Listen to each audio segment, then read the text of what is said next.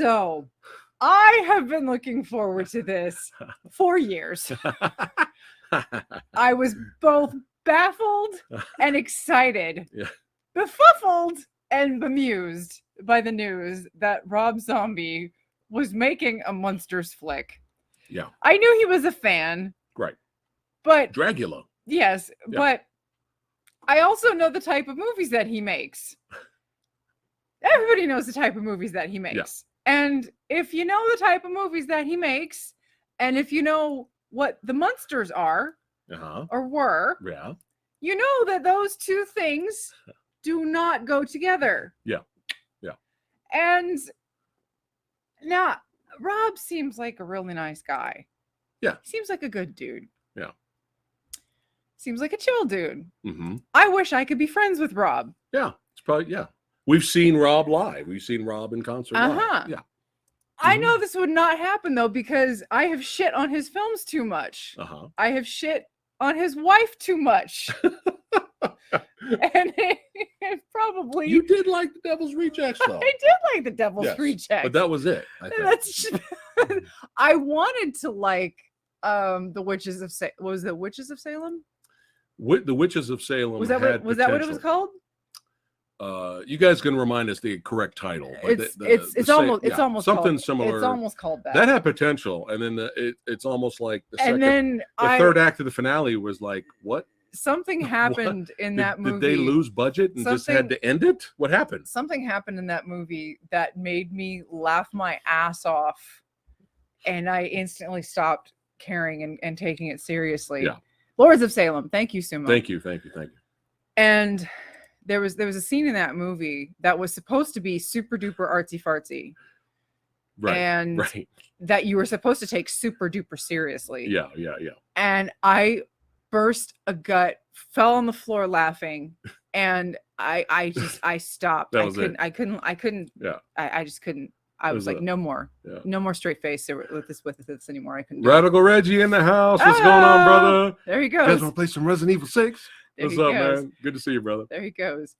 And I just couldn't do it. Yeah. And so that movie I couldn't couldn't root for that movie anymore. Right. So the Munsters, and it's unfortunate with the Munsters because again, you could tell he loves it. Yes. Yeah. And he loves the property. He loves the IP. Now, when it comes to classic properties,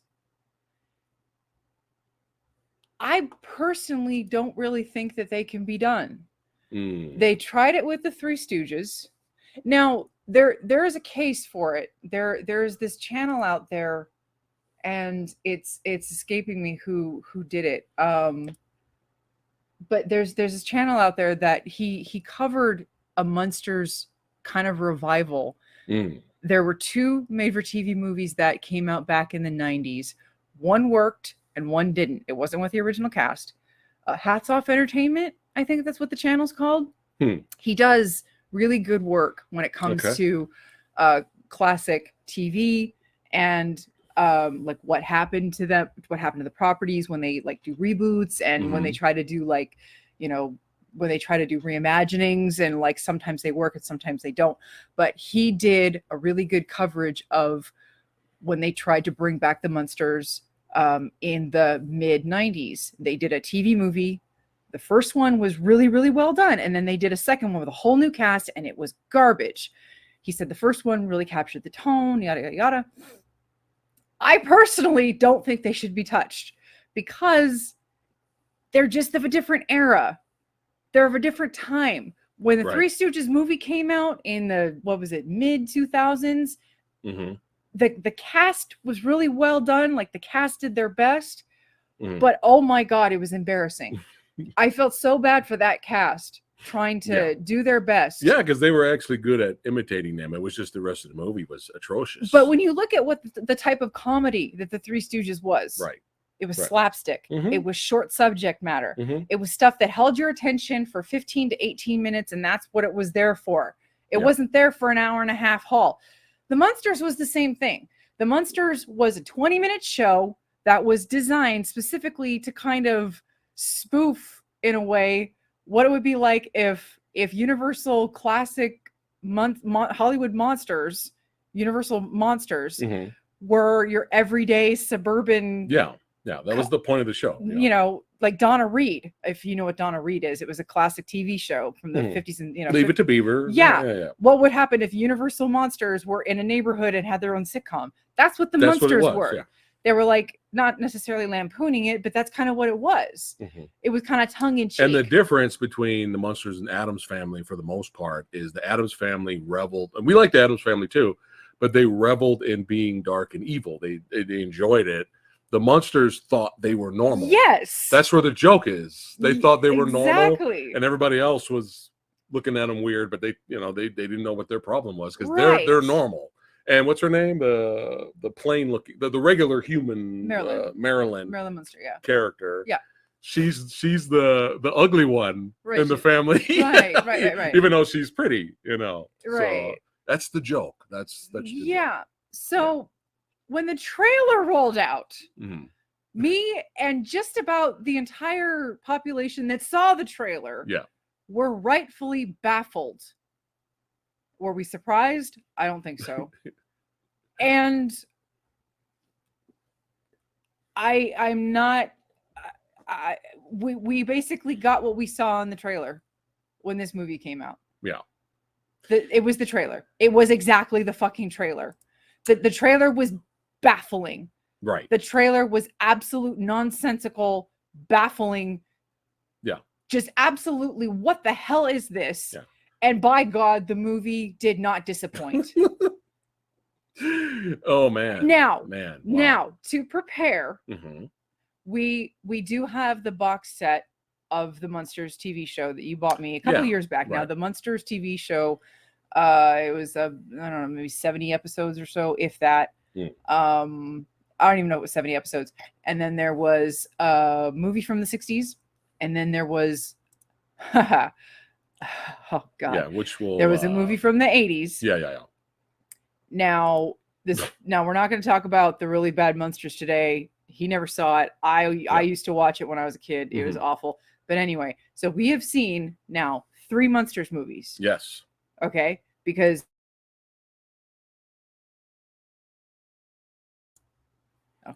he watched the first 2 Munsters movies with me. Yeah. So the original cast, he saw those with me. You watched the entire show again, and I caught a lot of some of the episodes here and there. Yeah. So you got a lot of it with me to get the tone of the show. To prepare, just a quick reminder and prepare for this. Yes.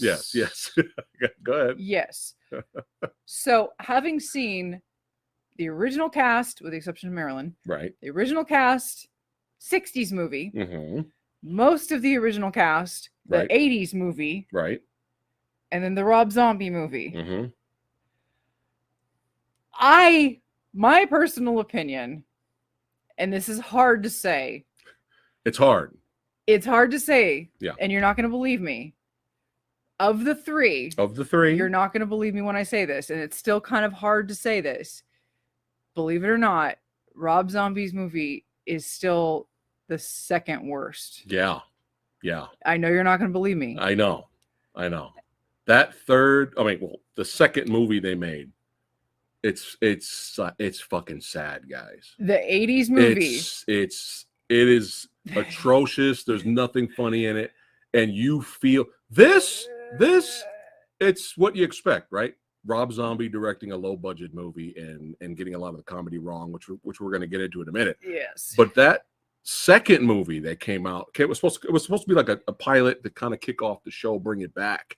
It's fucking. But nobody bit. It's fucking. There was. You feel sad. Yes. This you're going. You guys are idiots, right? But that movie, it's sad because Fred Gwynn, Grandpa's still there, and it's a travesty. That second movie it's really bad. It's awkward. You will weep. Yes. It's just you're gonna shake your head like, yes, I can't watch this. This is fucking atrocious. Now, having said that, okay. Jesus Christ, Rob Zombie. Jesus Christ, Rob. This movie, Rob Zombie's movie, feels like he had a bunch of story ideas in thought bubbles. Okay.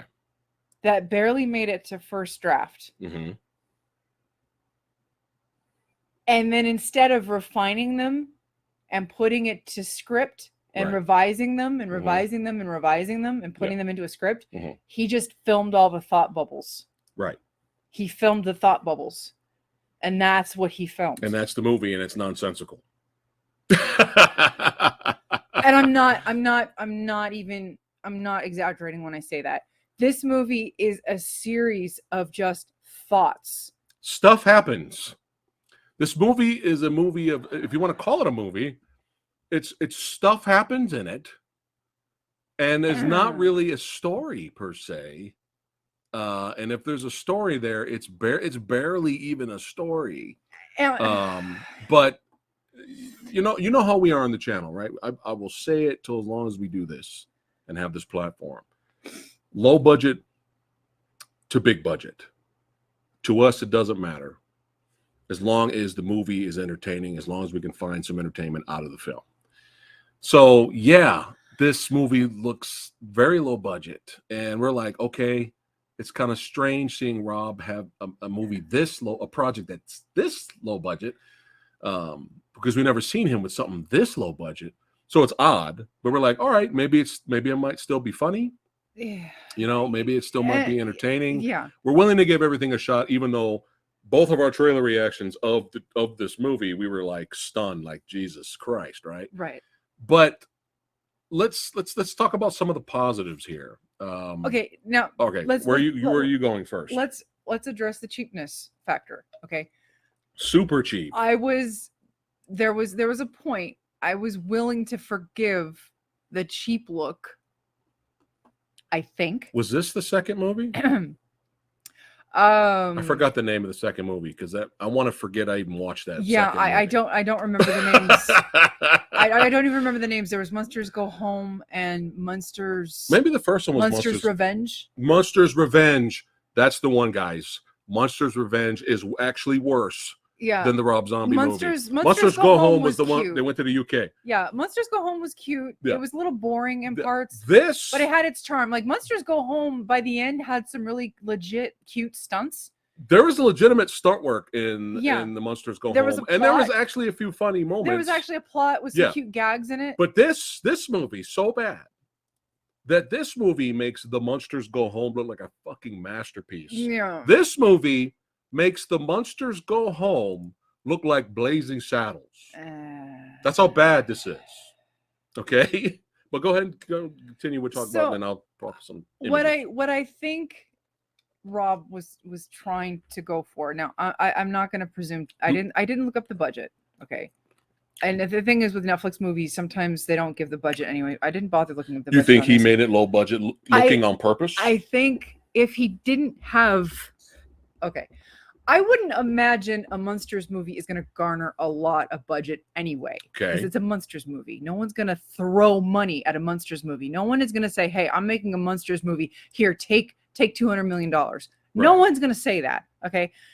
A Munsters movie by default is going to be cheap, on the cheap. Mm-hmm. If you're going to make a classic inspired Munsters movie, because Munsters was a low budget TV show. Right. It was like a one camera, you have one camera in the living room, one camera in the kitchen, right. One camera on the sidewalk, mm-hmm. One camera in the, one camera here. It was like one camera type setup. Mm-hmm. Okay. It was on the cheaper side TV show. Right. So, and the gags were cheap. The Spot was cheap. Spot in the staircase was cheap. How did you film Spot? It was 2 light bulbs and a flamethrower, or the end of his tail wagging. Right. It was cheap. Mm-hmm. Okay. Yeah. But that was kind of part of the charm to it. Right. This movie, the cheapness,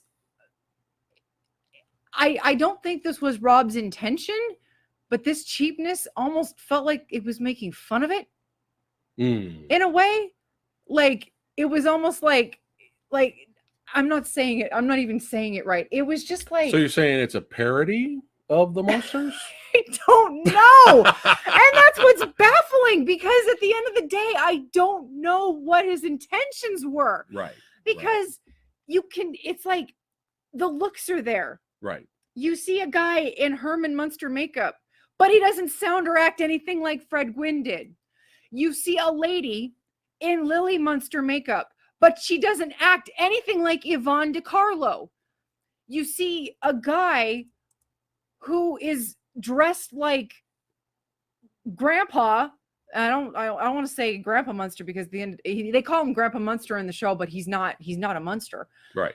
But Daniel Roebuck isn't given jack shit to do. He tries to act like Al Lewis a bit. Yeah. But he isn't given anything to do. It's so the sad. charm is gone. It's sad. The charm is sucked dry from Grandpa's character. Yeah. And so, like I said, I can't understand what they were trying to do in this movie. Right. So if you were trying to homage the Munsters, you failed. It's not there. No. So the cheap look of the show, the cheap look that you were trying to emulate of the show, why then? It's like, okay, the show looked cheap. Right. So your movie has to look cheap. But then why are you trying to do everything else when none of the characters act the way they did in the show? Like I said, it's baffling. Well, it's baffling what they were trying to do. It seems like he was trying at parts to do the he tries to do the laugh. Did you know Herman Munster was a stand-up comedian and he told really awful jokes that everyone thought was hilarious? Fucking horrible. Did you know Lily Munster was an airhead that was just looking for love? It's fucking horrible, man. No, the only character that they got right was Lester, the werewolf. Okay. Lester. Okay. Because he does show up in one episode of the Munsters, and he was a loser. Okay. Who was bad at money, and who fucked up with money. And I missed those Lester episodes. There was only one episode with Lester. Oh, there was only one. There was only one. Okay. And he was bad with money. Okay. And he got Herman in trouble with Lily and the family because he swindled Herman out of $5,000. Yeah. And he tricked him out of money, and he effed off with the money, but then he ended up bringing it back. He said, here's your money plus interest or whatever. He did that in the show. Yeah. Okay. But the way they did it in this movie. Yeah. We're gonna let's just jump into this a little bit here. If it's hard to talk about the movie, it's because there is no plot in this movie. This movie, 80%. It almost feels like 70% of this movie is them on honeymoon and on vacation, going places, being goofy, scaring the local natives, and like that's 70% of the movie. Like the movie opens up. I will give a positive. There's some positives to this movie, believe it or not, and that's Richard fucking Brake. Richard Brake is giving it his all in this, and he is hilarious. Richard Brake is hilarious. He's actually playing. Some of the actors are playing several parts. Richard Brake also plays the Nosferatu-looking guy. Orlok. Yes. But Richard Brake did a few things that actually made us laugh. Because it's Richard Brake, and he's good. He's great. But go ahead and talk about how, I know you mentioned to me how the actors that are playing the main roles are fucking terrible. The baffling decisions were made in this film. But when they're playing the little side, go ahead. Okay, so Richard Brake plays dual characters in this movie. Now, we never meet, if I'm not mistaken, in the TV show, we never meet Herman Munster's creator. Right. So Richard Brake gets to play two characters that we never meet in the show. He crushes both characters in the film. Yeah. So he gets to play in the sandbox, and he gets to have fun doing both, and we get to enjoy seeing him play and do both great. Mm-hmm. Sherry Moon Zombie absolutely destroys Lily Munster. Like, fucking not even close. It's terrible. Plays her as this ditzy well, I don't know what we're doing. We're going to be having to go this way and we're having to go that way. Well, we're just going to have to be used to it. Oh, well, I don't know what we're doing here. But Herman, oh my God, I can't believe you let let's just swindle you out of your money. Oh, well, I guess I'm just going to have to deal with it.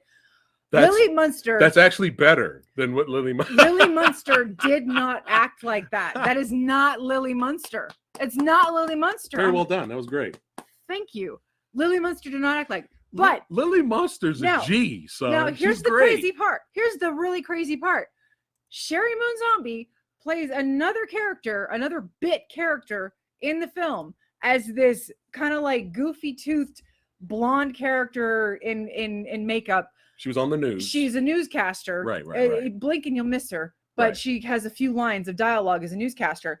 She's kind of like a goofy character. Right. Does perfectly fine. She's an over the top character who is a throwaway character. She can't butcher her.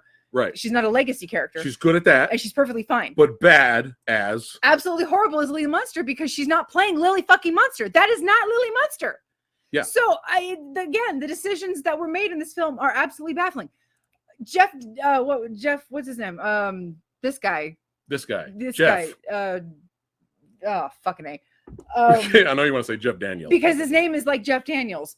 Good. But this guy absolutely just crucifies Herman Munster's character, but he plays a character that was on the show called Zombo. Yeah, Zombo. Zombo was this hilarious character in the TV show that was this actor playing a part on a TV show within the TV show. Like a horror theme, like spooky. Right, like he was the host. Zombo serial. Think Elvira, except he was a male version. Like he was a host of a TV show. Right. And he played Zombo.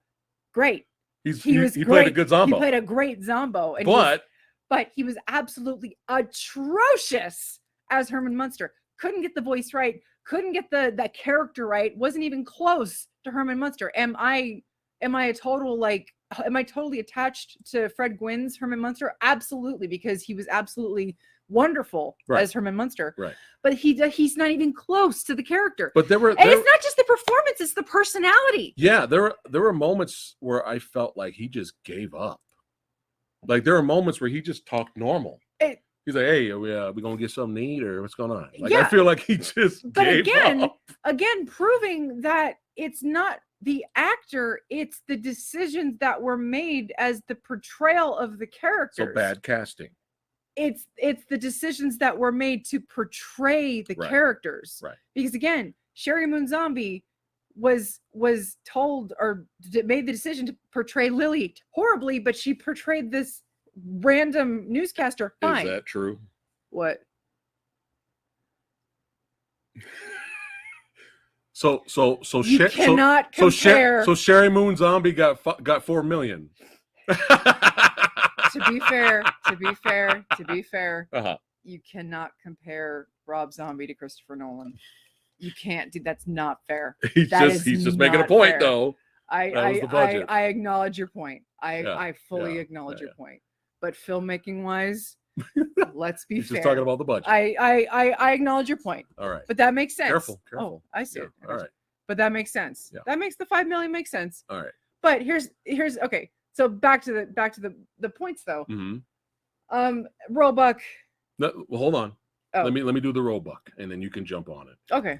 All right. So we want to share this story with you guys if you have not heard this already. So Tom Devlin, that's right. Creature maestro, fantastic makeup, puppeteer, puppet master. This guy's done everything. And I had him on the channel a couple of times. Great interview, great guy. And we had the pleasure and the honor of being in his upcoming film. It's indie hardcore movie called Las Vegas Frankenstein. And we have very small parts in there, right? But it's tiny, but it was cool being on set and learning and seeing how filmmaking works, especially in the indie hardcore setting. Well, Daniel Roebuck is in the film. We got a chance to meet him, and he's fucking hilarious. He was very sweet, very supportive, and he's great at his craft. It was great watching him act. And because of Daniel, Samurai Guy has a little bit more screen time And I'm not going to ruin it, or you guys have to watch the movie when it comes out. But because of him, he came up with this scene, and you get to see Samurai Guy just a little bit more. But he was great to be around. He was very supportive.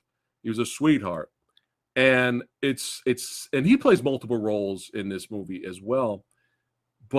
And you guys may know him from The Fugitive and U.S. Marshals and stuff like that. But he's been in a lot of movies. He's been in a lot of stuff. We recently just watched Dudes, which is hilarious, by the way. Check out Dudes. Came out in the 80s. But the thing was, compared to these two,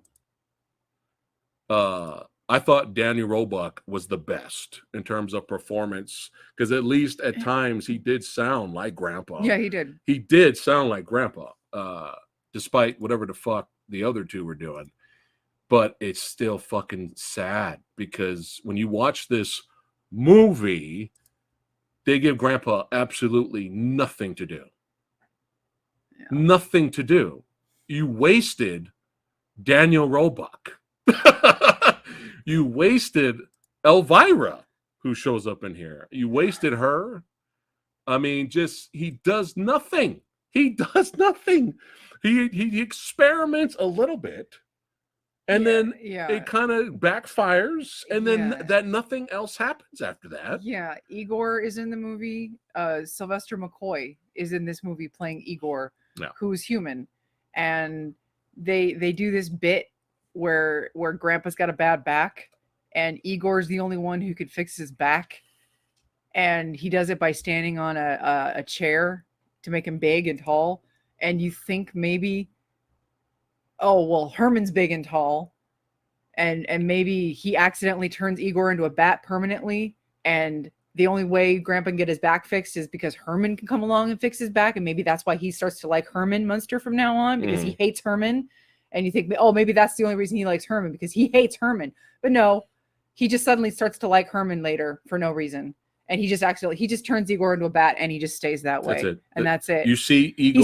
He set up a back bit.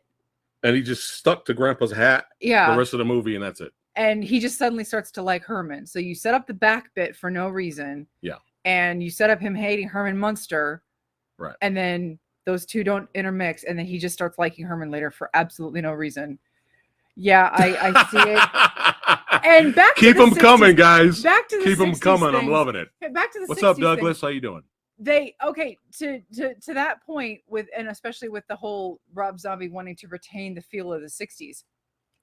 Okay, but there was a bit of 60s-ish things going on in the Munsters, but color-wise, none of that was going on in the Munsters TV show, because they couldn't do it. It was in black and white. Right. Now, Batman did that a lot. Right. There was some dancing that would happen occasionally in the show. Right. And there was like one band that showed up, and it was an awful episode. I always skip that episode when it comes on, because it's a terrible episode.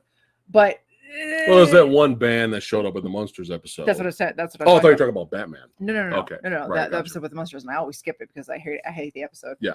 I can't stand those stupid Beatles wannabes walking around. It's like, shut up. Fucking terrible. But go ahead. It was an awful episode. But yeah, it's like I always skip that episode. But anyway, the show didn't have the psychedelic colors and trippy visuals and shit going on. Right. And so anything that Rob Zombie was trying to infuse 60s wise doesn't translate from the TV show, because it wasn't in the TV show. Right. So what was he trying to do? Yeah. What was he trying to do? Well, here's a good example of what the fuckery. Again, 70% of this movie is this. I think they really made a big mistake trying to make this some kind of origin story before they got together. This was like terrible. And we're big fans of both Addams Family movies. We love those movies. Now imagine the first Addams Family movie comes out, and there's no Wednesday, there's no Pugsley. It's just, the two, husband and wife getting together and getting to know each other. And that's who wants to fucking see that? That's just, I think they really made a mistake letting this be, Actually. But go ahead. If it was Ava Green and Oscar Isaac, playing. You wouldn't mind that? Well, that's different though. You know why? Because they have chemistry. Not just that. They're good actors. Not just that, but it's a TV series idea. Ah. So that makes more sense. This is a movie. This, if you want to call it, is a movie. This is not a series. A series, you might be able to get away with some of the origin story kind of stuff. But like, you know, so anyway, this is some example of what the fuckery. So majority of the movie is this. Yeah. They find Spot. Yeah, they do find Spot. Yeah. They show what Spot looks like. It's fine, whatever. Yeah. But then you have just stuff that's not funny. There was a few things here and there we lightly chuckled at, but you had stuff like this. Like just not funny. And I'm laughing because it's so ridiculous. But when you watch this in the movie, for absolutely no reason, they're both dressed up as Sonny and Cher, and they're singing "I Got You, Babe" in front of an audience. And they do this song it's not just a couple of seconds of "I Got You, Babe." Yeah. They keep fucking singing. Yeah. And we're sitting there like watching this like, yeah, where's this going? Yeah. And there's a lot of where's this going? Or, well, that went nowhere scenes. Let's talk about the scene where they're on the airplane, right? So they get on the airplane, and the next thing you know, everybody who was sitting around them is, you know, they're scared out of they're fucking scared because it's the Munsters, so they go all the way to the back of the plane, and then they kind of try to have this joke of Herman getting drunk, but on Shirley Temples, on non-alcoholic beverage. So he's getting, okay, some more of these. Yeah. Can I have some more Shirley Temples? That's how Herman Munster acts in this movie. That's how he acts. Oh, can I get another one of those? What a world. All right. So, and then he asks for another one of the Shirley Temples, and then the female waitress, whatever the fuck, what are they called? Flight attendant comes up there, gives him one more. She's scared to give it to him, and then all of a sudden she has a parachute and a helmet on, and then after she gives him one more Shirley Temple, she just jumps out of the plane, and then the next scene after that, they're landing. They landed already, and then the pilots are helping Herman Munster out of the plane. That's it. That's the scene. Where's the joke? What happened? That scene went nowhere. What was the point? And you know, watching this whole movie, I was like, why didn't they just do that? That would have been funnier. Now imagine, right? I think I said this to you while we were watching that scene. Imagine if something happened to the plane, and the plane was getting ready. They were going down. They were crashing. And everybody in the plane is like screaming, and then it cuts to the Munsters, and the Munsters are like, woo! Like that would have been fucking funny. Already more funny than nothing happening. You get a lot of scenes of just dead air jokes, scenes that don't go anywhere, man. And we're just sitting here just befuddled. Mm-hmm. Just stunned. Yeah. You got me sounding like this fucking Herman in this movie. Yeah. So the movie, the loosest of absolute loosest plot story I can tell you is that it starts with Lily's looking for love, Herman's getting built, they meet, they literally date, they get married, Lester swindles them out of money by tricking Herman into signing away the castle. So they have no home. They have to move to Hollywood. They have to move from Transylvania to California. So they move to the suburbs. But you have to remember that the majority of the film, I'm giving you the truncated version. Yeah, the truncated version. The majority of the film is Herman and Lily dating. So I'm giving you the shorter version of the film. Yeah. The majority of the film is them dating. And there's nothing really funny going on when they date. And on and on. And it just drags because it's just like again, it boils down to the performances. Just if you really love the performances of the original actors, you're just kind of sitting there. Yeah. You're just kind of sitting there going, this is just cringe. It's just cringe watching this. It's just like, I don't like this. It's funny. They sing "I Love You, Babe" for 5 minutes. So it's funny. By the time they lose the castle and they have to move to California, right? They move to the suburbs during Halloween, and they moved to the neighborhood during this Halloween block party, and they think that they're moving to this neighborhood full of monsters and ghouls, and they're like, "Great, we're home." So get ready. Go ahead. So, oh my God, they have this party. They're on this party in the street, and they more 60s dancing with bad music. Right. Rob Zombie, where's your fucking metal? Right. Where's your fucking hard rock, dude? Apparently he doesn't. This horrible music they're dancing to. But yeah, go ahead. They don't do that anymore. And so they win this Halloween contest because everyone thinks that they're costume. Yeah. They think they're wearing a costume. Yeah. And that's where Herman meets Goodman, Goodberry, and Graves, the funeral parlor people, and he gets the job with them. Right.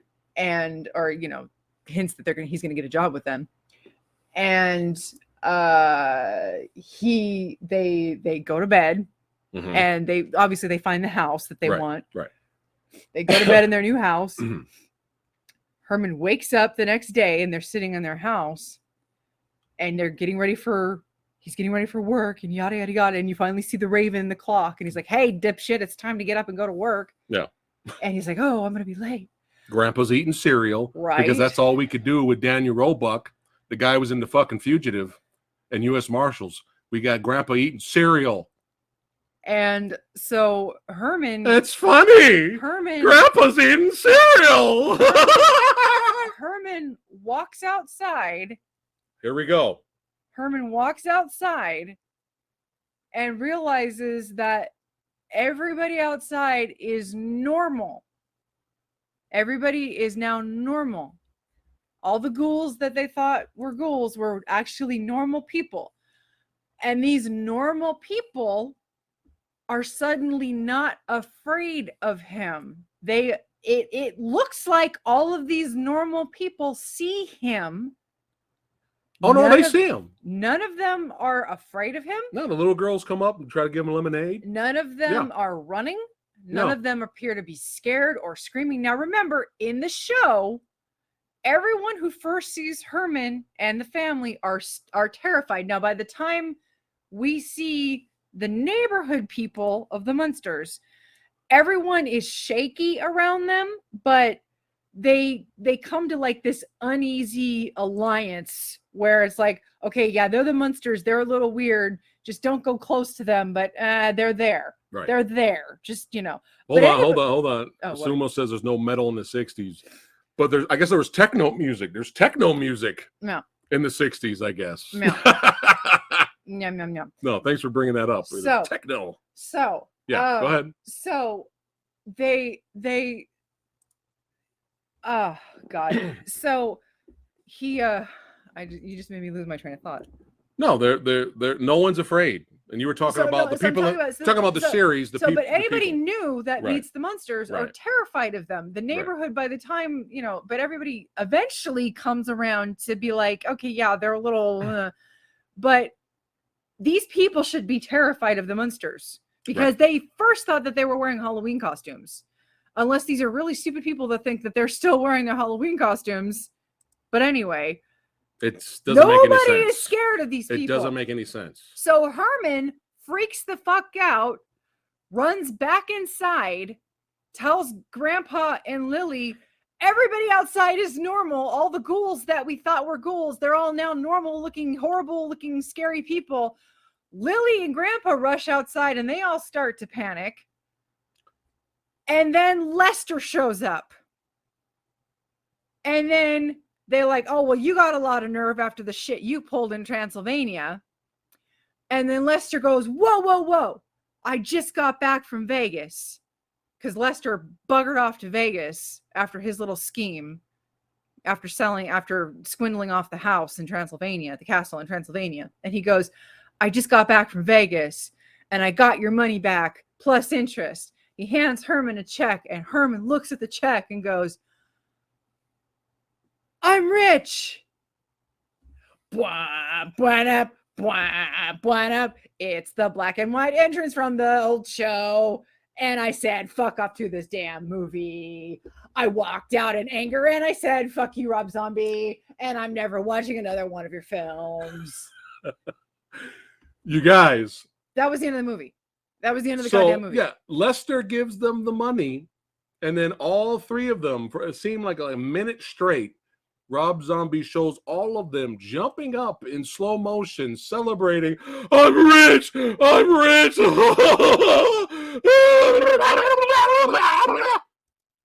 And then right after that, it goes to the montage from the old 60s show. It goes to the intro, and guess what I said?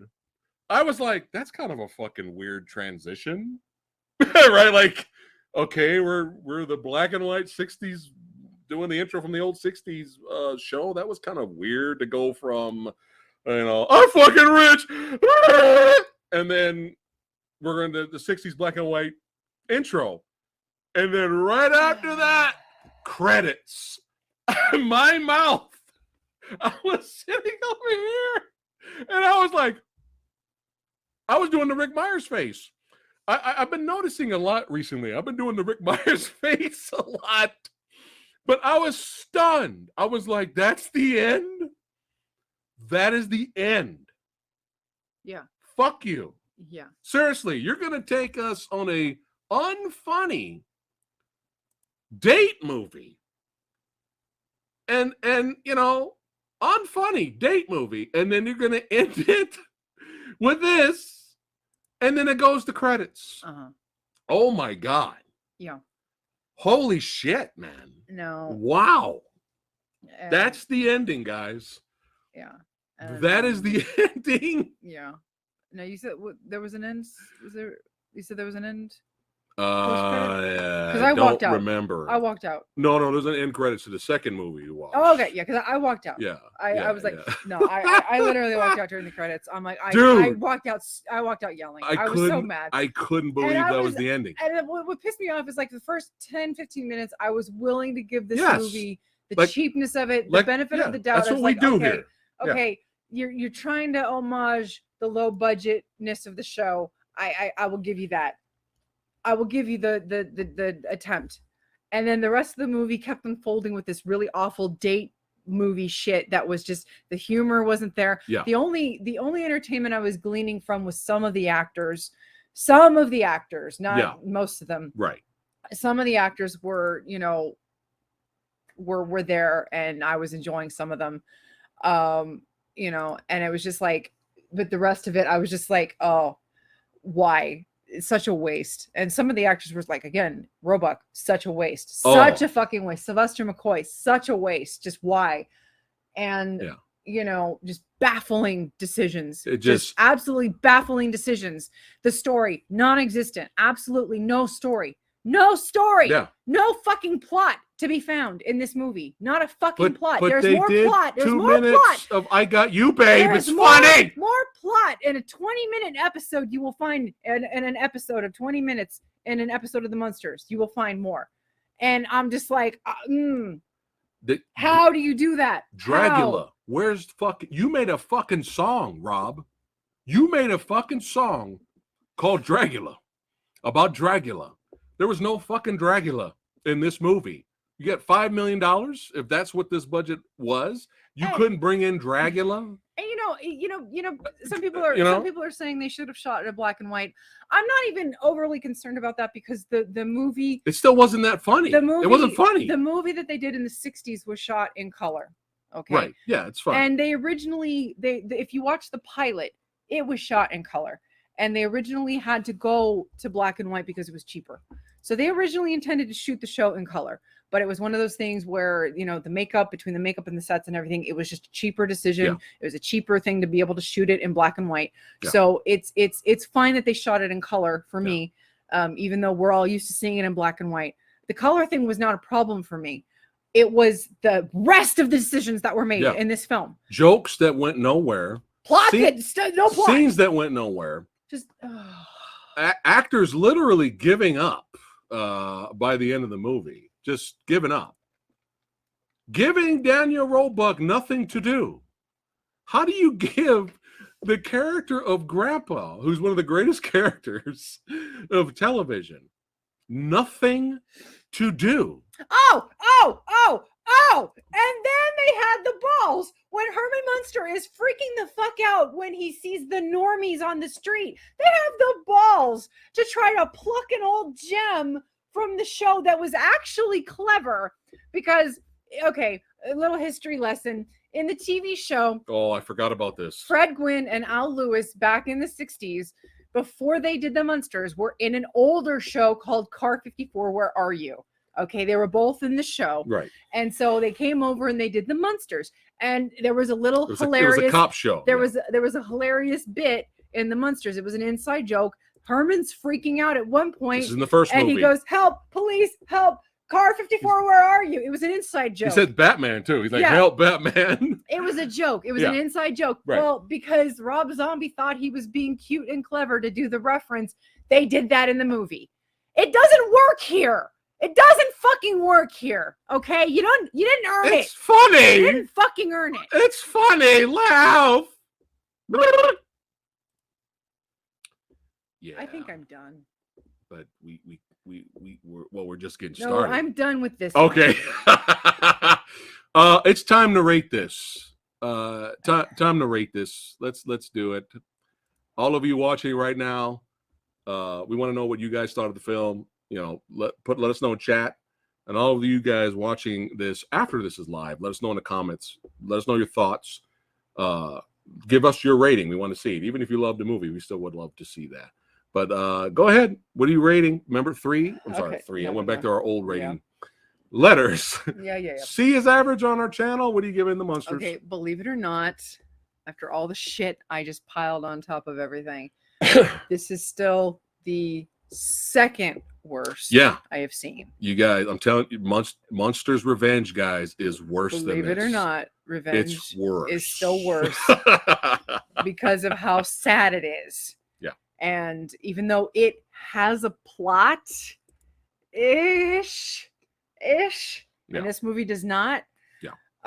It only had one character that seemed to be having fun in that movie, and that was the Phantom of the Opera. And if you've ever seen that movie, go to YouTube and click Munsters Revenge Phantom of the Opera, and you'll know what I'm talking about. Yeah, this guy was like, I'm in this shitty movie, and I'm gonna act my ass off and have fun. Right. He was the only entertainment, even though he was an annoying character. Right. But Munsters Revenge is worse than this guy's. But yeah, go ahead. This movie at least had enough Richard Brake in it to just keep me chuckling. Like not enough, but yeah, he got to play two characters that really kind of made me giggle. Like there were some scenes where Richard Brake was just like chewing the scenery, and I'm like, oh, I'm here for it. I wanted more for Roebuck, dude. I really wanted more. Yes, from him. What a waste of this talented actor, and he's just eating cereal. That's all we got for Grandpa, guys. Eating cereal. That's it. Yeah, and if you've seen the original show, Grandpa was a huge part of the show. Grandpa was a straight G, man. Like he was a huge part of the show. Like a lot of episodes were about him and his schemes and his plots and getting into trouble and mischief and shit like that. So you know he deserved better. Yeah. And even though this obviously was about something else, but anyway, believe it or not, we're hardcore Reese. Believe it or not, I'm not giving this movie an F. Okay. As much as it deserves it. Okay. I'm giving it though a D-. Yeah, that's what Rick Myers gave it a D-. Okay. Yeah, it's getting a D- because it's baffling. Yeah. It's not quite an F again, just because some of the performances I'm fine with. They were trying. But some again, of them. there is a movie that's worse. Some people would disagree with me on that. Some people would. And some people don't even know the Munsters Revenge movie exists. Yeah. But now that you've been watching us tonight, now you know about that movie. Yeah, Munsters Revenge is an F-. That's an F- movie. D-.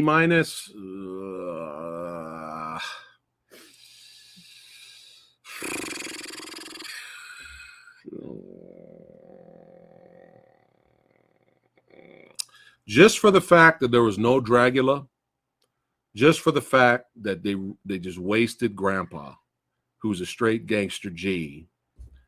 And this movie was nothing. This movie was nothing. Yeah. But an unfunny long date movie. Yeah. I'm gonna go F+. Oh. I'm going F+. Yeah. Fuck this movie. Can't argue.